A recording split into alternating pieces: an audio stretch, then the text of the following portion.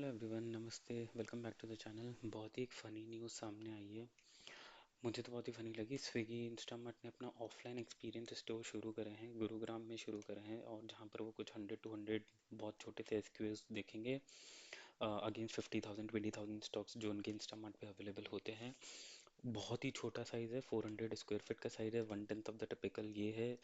उसके बाद उसमें हम रखेंगे fresh fruits, pulses, new product launches, D2Z brands. Touch and feel के लिए बेसिकली ये है, ये स्ट्रैटेजी उन्होंने लगाई है टच एंड फील के लिए। अभी उन्होंने रिसेंटली 10,000 करोड़ का QIP भी रेस करा था, राइट भाई। अगर मुझे ये मतलब क्या कौन सा स्ट्रैटेजी है 10,000 करोड़ आने के बाद कि ये ऑफलाइन स्टोर्स खोलने लग जाते हैं, जो उनका प्रॉपेबल सेट ऑफ द बिजनेस है ही नहीं। इंस्टामार्ट में तुमने ऑलरेडी इतना ज़्यादा इन्वेस्ट करा है, तुम उसको कैपिटलाइज करने के अलावा नए नए ट्रेंड, नए नए traditional set of business, new trending business नहीं, traditional set of the business में तुम वापस जा रहे हो।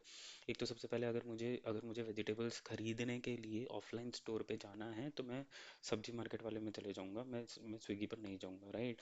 और अगर मुझे कुछ छोटा मोटा पल्सेस और ये सब अगर मुझे चाहिए तो मैं तो वहीं से ही ले लूँगा। मैं क्यों अपनी गाड़ी उठा के ऑफलाइन स्टोर तक जाऊंगा। और मैं बेस्ट अगर मेरे पास है भी तो there is more, there is D mart, there is Spencer, Reliance retail, Jio mart, इतना सारा कुछ है। मैं यहाँ पर क्यों जाऊँगा।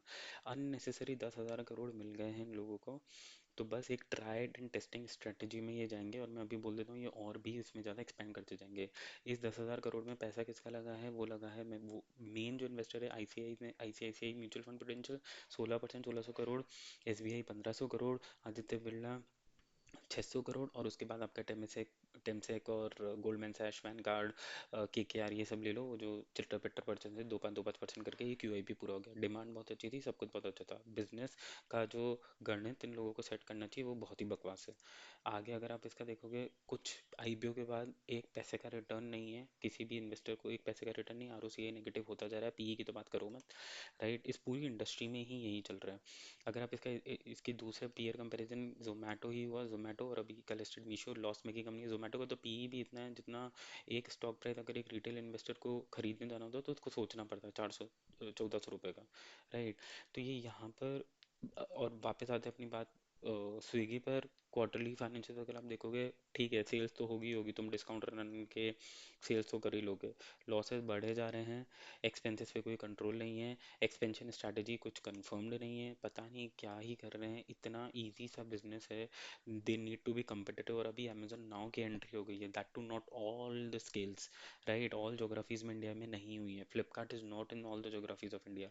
अभी ये लोग इतना लॉस मेकिंग हैं कि एक पॉइंट ऐसा आ जाएगा इनको इन्वेस्टर नहीं मिलेंगे और इनको एक स्लम सेल करके अपना बिजनेस किसी को देना पड़ेगा। और वो खरीदेगा कौन, हमारे अंबानी जी, और कोई नहीं खरीदेगा। इसका स्टॉक मूवमेंट भी अगर हम देखोगे तो बहुत ही घटिया स्टॉक मूवमेंट है। ये स्टॉक कभी सिर्फ 380 से 420 के इधर उधर ही झूलता रहता है, इसमें और कुछ होता नहीं है मूवमेंट। क्योंकि क्लैरिटी ही नहीं है मैनेजमेंट का कहीं से कहीं तक, और ना मैनेजमेंट कीन इंटरेस्ट है कि हमें बिजनेस बनाना कैसे है उसमें। इन्वेस्टर का पैसा आराम से उड़ाना है उड़ाओ, लेकिन अब ट्रेंडिंग ग्रोथ स्ट्रेटजी इस, और ये जो इन्होंने लिया है पर्टिकुलर स्टेप, इससे कुछ नहीं होने वाला मेरे हिसाब से पर्टिकुलरली।